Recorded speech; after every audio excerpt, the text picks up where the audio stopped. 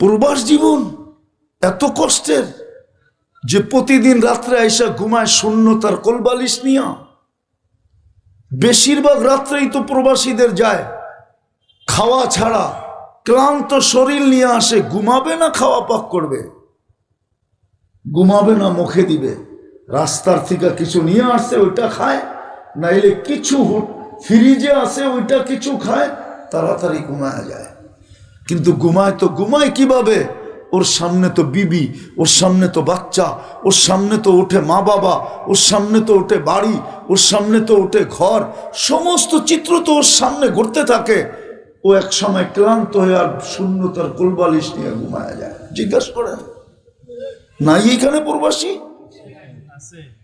ও তো এইভাবেই ঘুমায় যায়।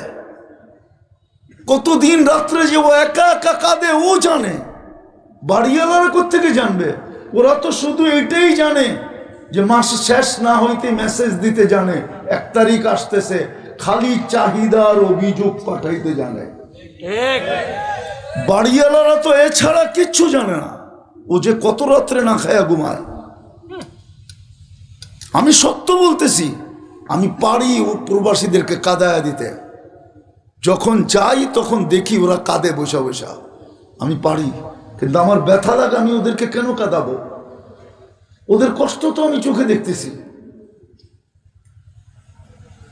হায় হায় হায় হায় হায়। মুসলমানের প্রথম কিবলা বাইতুল মুকাদ্দাস, ওইখানে বোম। যেইখানে মেরাজের রাত্রে ১৬ লক্ষ নবীদের সশরীরে আগমন। ওই আগমন কি রুহানি হয়েছিল নাকি? বলো গোলামা, সশরীরে ১৬ লক্ষ নবী আসছেন। আমাদের নবীজি ইমামতি করছেন, বক্তৃতা দিয়া পাশ করছেন। ওনার মতো বক্তৃতা কারো হয় নাই। তারপরে ওইখান থেকে মেরাজে গেছেন, উপরে উঠছেন। ওই জমিনে বোম ফাটবে না তো ফাটবে না কেন? কেন ফাটবে না বলেন আমাকে? যেই উম্মতের যুবকরা চুল কাটে নেটে দেখা, যেই উম্মতের মেয়েরা সাজগোজ করে নেটে দেখা, যেই উম্মতের মেয়েরা চলে বেপরদা,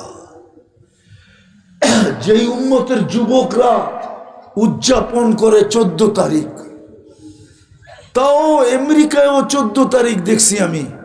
ওদের চেয়ে লক্ষ গুণ বেশি বাংলাদেশের যুবক যুবতীরা উদযাপন করে।